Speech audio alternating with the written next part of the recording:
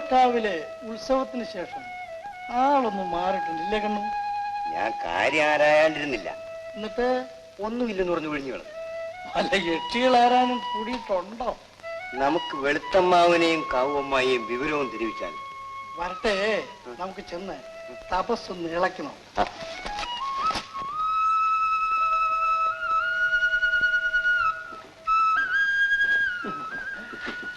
ഒന്നുമില്ലെങ്കിലും 3-4 ഓണം കൂടുതൽ ഉണ്ടിട്ടുള്ളവരല്ലേ നമ്മള്, ഇല്ലേ കണ്ണു? നമ്മളോട് വേണമില്ലേ? അല്ല, എന്തിനും ഏതിനും നമ്മുടെ കൂടെ നിന്നോണ്ടിരുന്ന ഈ ചങ്ങാതിയുടെ ഈ പാവപ്പാർച്ച കണ്ട് ഞാൻ ഓരോന്ന് ആലോചിച്ചു പോകാൻ. കൂട്ടരെ, എനിക്ക് പ്രായം കുറവാണെങ്കിലും വകതിരിവിന് കുറവൊന്നും വരില്ല. അമ്പാടിക്ക് വകതിരിവ് കുറവുണ്ടെന്ന് ഞങ്ങൾ പറഞ്ഞു. ഇല്ലെന്ന് ഞങ്ങൾ പറഞ്ഞിട്ടുണ്ടെങ്കിൽ സ്നേഹം കൂടുതലുണ്ടായിരിക്കും. മനസ്സിലാക്കുന്നു.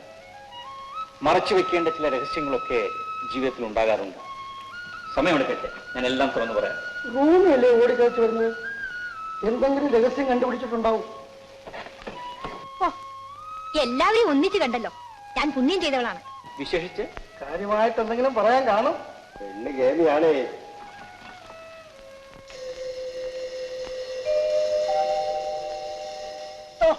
രഹസ്യം പറഞ്ഞ അമ്പാടിയിലെ ചെവി നിറഞ്ഞു കാണും. അല്പം ഈ കാതിലേക്കും കൂടി പകർന്നാലും. എല്ലാ ഒരുക്കങ്ങളും നടന്നു കഴിഞ്ഞിരിക്കുന്നു. ചാക്കിലാക്കല്ലേ അരി കൂട്ടിയിരിക്കുന്നത്.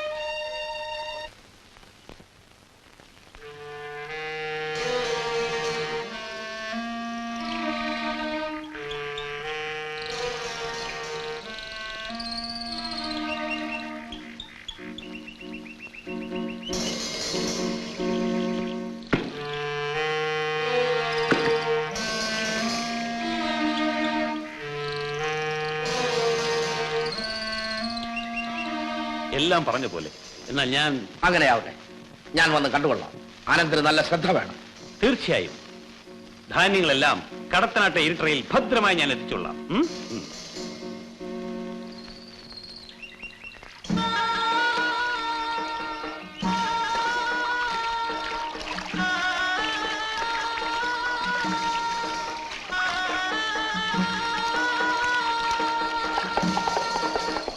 വരുന്നുണ്ട്, വരും.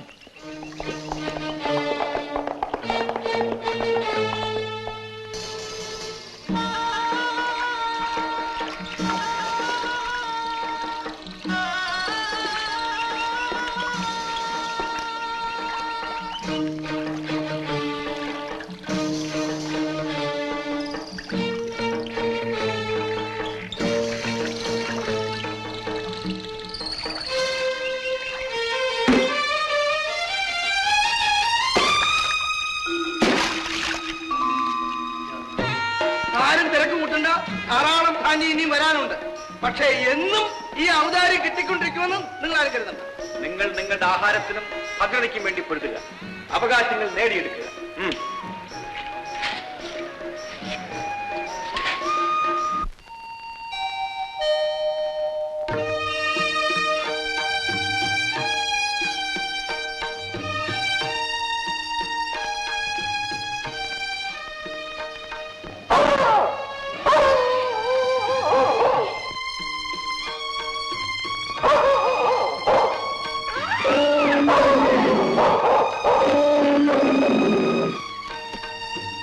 ഞാനും കൂടി അറിഞ്ഞോട്ടെ, എന്താ രണ്ടുപേരും കൂടി വാക്കില്ലാതെ പറയുന്നത്?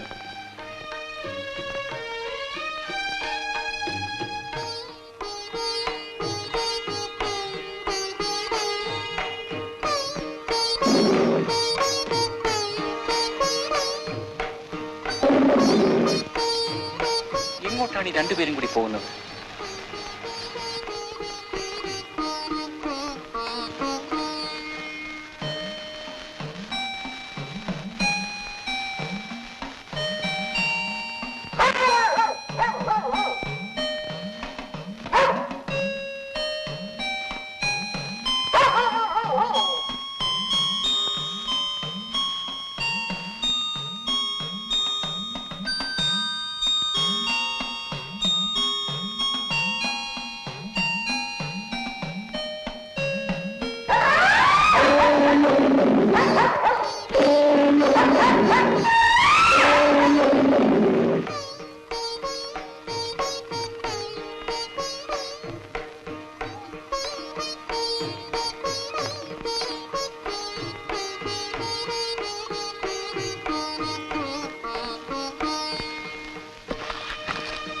എന്താ ഇതൊക്കെ? കാര്യം പറയുന്ന ഇഷ്ടമില്ലെങ്കിൽ ഞാൻ ചോദിക്കാൻ പോകുന്നില്ല. പക്ഷെ ഇതിന്റെ പൊരുൾ എന്താണെന്ന് എനിക്കറിയണ്ടേ?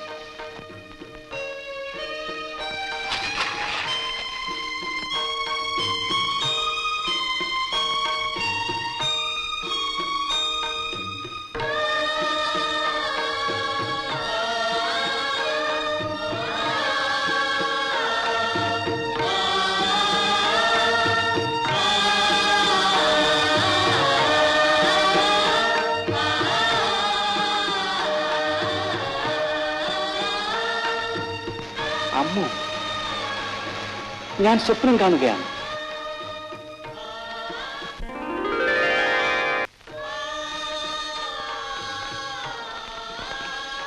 അമ്മു, എന്നെ ഞാൻ തെറ്റ് ചെയ്യുക.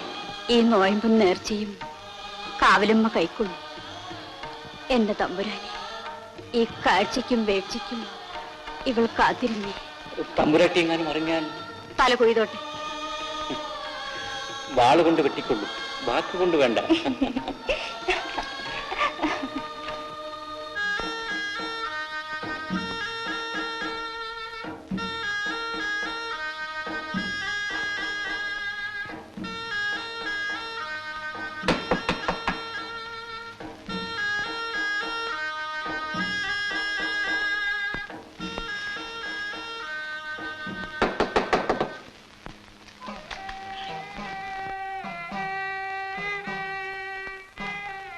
എന്ത് വേണ്ടിന്?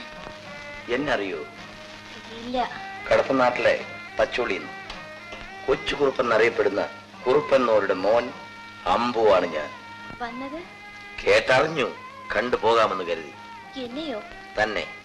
സന്തോഷം. വമ്പത്തി കാറ്റാടുന്ന കളിത്തിണ്ണയിലൊന്ന് ഇരിക്കാൻ പറയാനും തണ്ണീർ കുടിക്ക് വിളിക്കാനും കിളിവാലും വെറ്റില ചുരുട്ടി ഒന്ന് മുറുക്കാൻ തരാനും മടിയുണ്ടോ? അതൊരു മര്യാദയേ ആകൂ. നിങ്ങളിപ്പോ നാദാപുരം കോട്ടയിലാണ്. ഉപചരിക്കേണ്ടത് കോട്ടയ്ക്കുടമയാണ്. വാക്കിന് വാക്ക്, വാളിന് വാള്. ഇത് തന്നെയാണ് എന്റെയും പ്രമാണം. ഈ മുഷിച്ചിൽ ഞാൻ മാറ്റുന്നുണ്ട്. ഇതാ രാമായണം എഴുതിയ പൊൻവിളകൾ. ഈ ഉടല് കണ്ടപ്പോ, ഈ ഉരിയാട്ടം കേട്ടപ്പോ ഇവിടെ വെച്ച് തന്നെ ഞാൻ തന്നു പോവാൻ. മടിക്കേണ്ട, കൈ നീട്ടി തരേണ്ടവൻ തന്നെയാണ് തരുന്നത്. കേൾക്കണം നിങ്ങൾ. കണം കഴിക്കലിന്റെ കാപ്പിടാൻ വേണ്ടി കടത്തനാട്ടിൽ നിങ്ങൾ കോട്ടയോളം എത്തിയത് കുറെ കടുപ്പമായി പോയി. പെണ്ണേ, കഷ്ടം.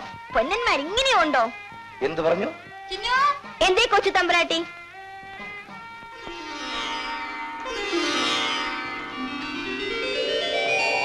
ആരാ? എന്റെ പേരതാണ്. ഇവൾ ആരെക്കുറിച്ചാണ് അറിയേണ്ടത്? ആരെയാണ് കാണേണ്ടത്? ആർച്ചേ. എങ്കിലും അകത്ത് കടന്നിരിക്കാമല്ലോ. ആ ചിന്നു, അകത്ത് പോയി.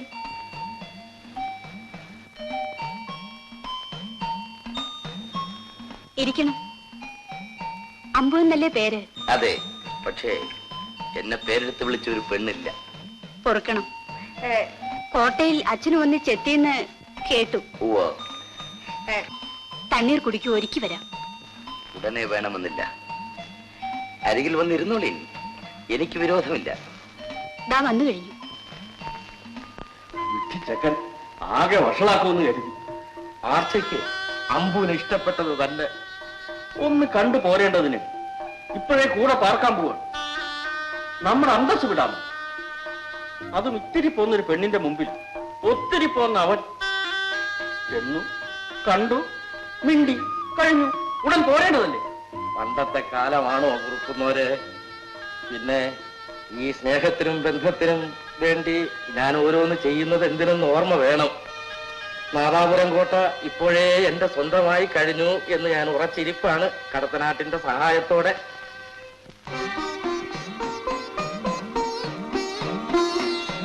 ആരിത്?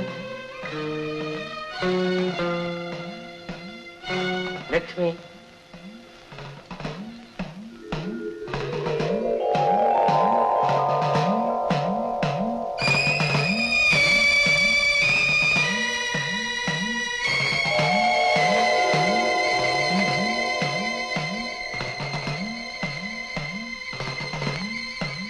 ഇപ്പോൾ ഇവിടെ കടത്തനാട്ടിൽ നിന്ന് കല്ലൊഴിഞ്ഞ് പായിച്ചതാണ്. ഇവൾ ചാരവൃത്തി ചെയ്തു. നാടിനെ ഒറ്റിക്കൊടുക്കാൻ ഒരുമ്പെട്ടു.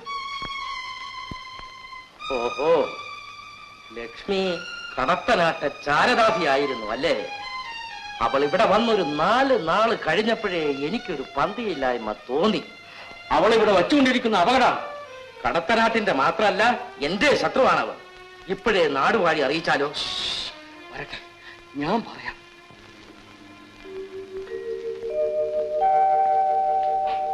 കൈ നനയ്ക്കണ്ടേ? ഇനി ഒന്നും വേണ്ട.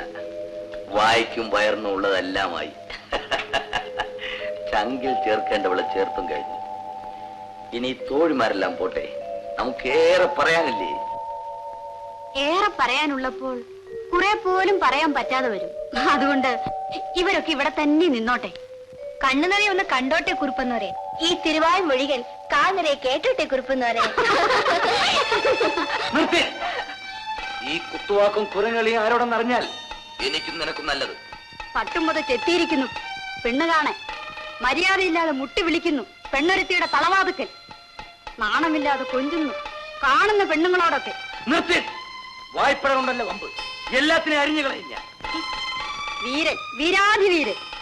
ഹേയ് പടക്കുറുപ്പേ, പെണ്ണുങ്ങളോടല്ലേ പോർവിളി? പുറത്തേക്കുള്ള വഴി അതാണ്. അതോ പിടാത്തിമാരെ വിളിക്കണോ? കാണാം. കാണണമെന്നില്ല.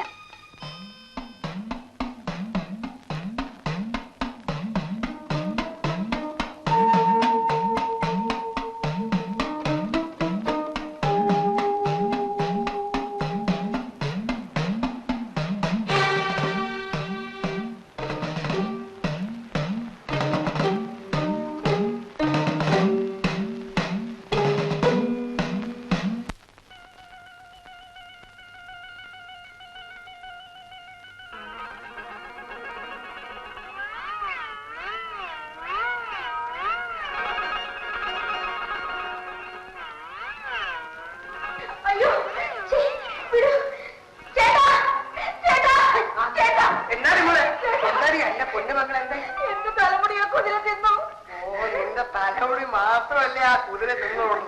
നിന്റെ സ്വഭാവത്തിന് ആ കുതിര നിന്നെ മുഴുവൻ തിന്നണമായിരുന്നു. എങ്ങാനും നിന്നെ കിട്ടണമെങ്കിലേ ഒന്നുകിൽ കുതിര പ്രസവിക്കുന്നവരെ ഞാൻ കാത്തിക്കണം, അതല്ലെങ്കിൽ കുതിര അറിയാതെ അതിന്റെ വയറിൽ നിന്നെ എടുക്കണം. എന്നാലും വേണ്ടില്ലായിരുന്നു. വെളി വരുമ്പോ എന്റെ തലമുടി ഉണ്ടായിരിക്കുമല്ലോ. അത്രേ ഉള്ളൂ. നിന്റെ തലമുടി മുഴുവൻ കുതിരയുടെ വയറ് കീറി ഞാൻ എടുത്തു തരാം. നീ പേടിക്കണ്ട, ഞാൻ ഏറ്റു. ഭഗവാനെ, ഇതൊരു വെള്ള കുതിരയായിരുന്നല്ലോ. തമ്പ്രാന്റെ ആറാട്ടിനെ എഴുന്നള്ളിക്കാനുള്ള കുതിരയാ. ഞാൻ ഇനി എന്തോ പറയും. ഇനിയിപ്പൊ എന്ത് ചെയ്യും? നീ പറഞ്ഞു നിന്റെ മുടി തിന്നെന്ന്. നിന്റെ മുടി കറുത്തതായിരുന്നു. പക്ഷെ കുതിര ചെമ്പിച്ചു പോയല്ലോ.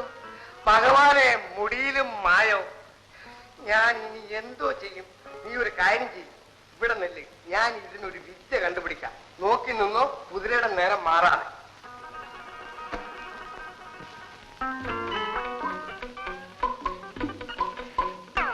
എനിക്കൊരു അബദ്ധം പറ്റി. അയ്യോ, നീ അത് എന്നോട് പറയാത്തത് എത്ര മാസം? അതൊന്നും അല്ല. നിന്റെ തലമുടി എവിടെ?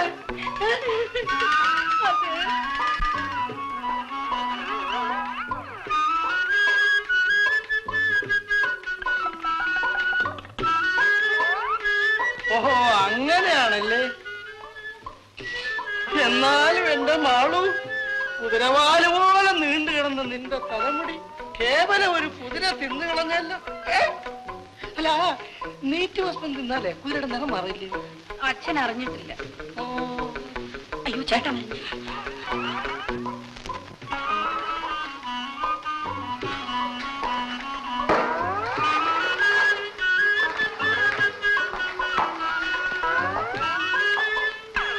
വെള്ളക്കുതിരയെ ഉടനെ കൊണ്ടുവരാൻ തമ്പ്രാൻ പറഞ്ഞേച്ചു. ആറാട്ടിനുള്ള വെള്ളക്കുതിരയല്ലേ, ഉടനെ എത്തിച്ചോളാന്ന് പറഞ്ഞേക്കൂ. ഭഗവാനെ, എന്നെ ചതിച്ചോ? വെള്ളനിറം ഏൽക്കുന്നില്ലല്ലോ. എന്റെ അച്ഛനെ എന്നെ കുതിര വൈദ്യം മുഴുവനും പഠിപ്പിച്ചില്ലേ, മുക്കാലേ പഠിപ്പിച്ചേ ഉള്ളൂ. മോനെ ചന്തുണ്ണി, നമ്മളെ തമ്പ്രാന്റെ എടാ ഭ്രാന്ത, നീ എന്താ ഈ ചെയ്യണത്? എന്ത് മാറിപ്പോയെന്നാ നീ പറയണത്? അതേ, അതായത് ഈ കുതിരയെ അത്രേ ഉള്ളോ? അത്രേ ഉള്ളൂ. എന്നാ നിനക്കത് എന്നോട് ചോദിച്ചുകൂടായിരുന്നോ? ഈ വിഡ്ഢിത്തരം കാണിക്കണോ? ചായം തേച്ചാ കുതിരയുടെ നിറം മാറുമോ? ഇല്ലച്ചാ, വെള്ള ചായ കലക്കി അതിനെ കുടിപ്പിക്കാൻ നോക്കിയായിരുന്നു. അത് കുടിക്കണ്ടേ നിറം മാറാൻ? അതിന് നീറ്റ് ഭസ്മം നമ്മുടെ കയ്യിലില്ലേ? നീ വന്നോളൂ. ഇത് അടുത്ത് കൊണ്ടുവച്ചോളൂ. അച്ഛാ, ഇത് ഞാൻ കഴിച്ചാലേ വെള്ളക്കുതിരയാവും. കൊണ്ടുവച്ചോളൂ, പറഞ്ഞത് കേട്ടോളൂ.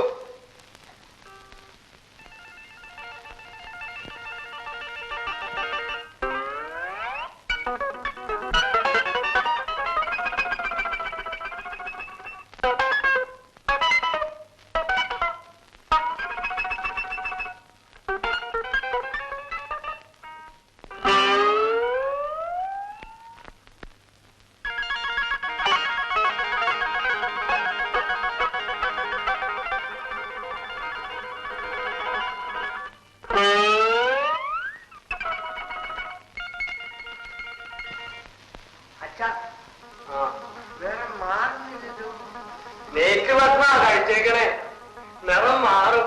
നീ നോക്കിക്കോളേ. അപ്പോഴേ ഈ ഭസ്മം ഭയഭക്തിയോടുകൂടി കഴിച്ച് എന്റെ തലമുടി വളരണേ എന്ന് വിചാരിക്കാമെങ്കിൽ തലമുടി വളരുമല്ലോ. നമുക്കൊന്ന് പരീക്ഷിക്കാം. ആ, പ്രാർത്ഥിച്ചു.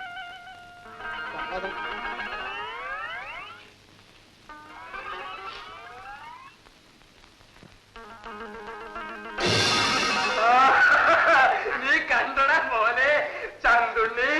അയ്യോ, എന്റെ അച്ഛ, എന്റെ പൊന്ന അച്ഛ. അച്ഛ അല്ലച്ച, ആ നീറ്റ് ഭസ്മം ഉണ്ടല്ലോ.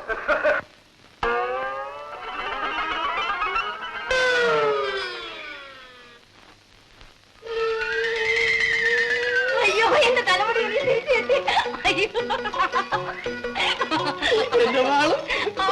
തലമുടി കണ്ടോ? മറ്റേ പുതിയ എവിടെ? അതിന് തരും. ഞാന് ഇത് ഭദ്രമായിട്ട് സൂക്ഷിച്ചോ.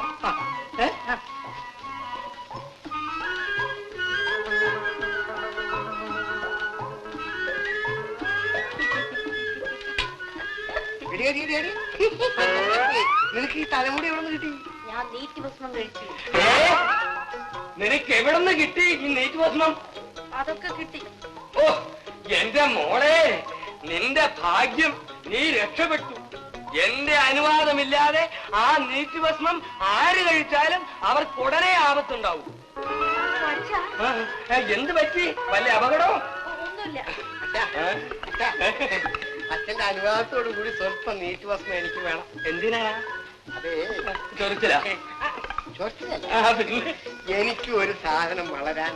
എന്ത് സാധനമാണ്? പിന്നെ ഇതോ എന്റെ മോനെ ചന്തുണ്ണി, ഇത് വളരാൻ ഭസ്മൊന്നും കഴിക്കണ്ടടാ, അതൊക്കെ താനേ വളർന്നോളും. അപ്പൊ അത് മതി അച്ഛ.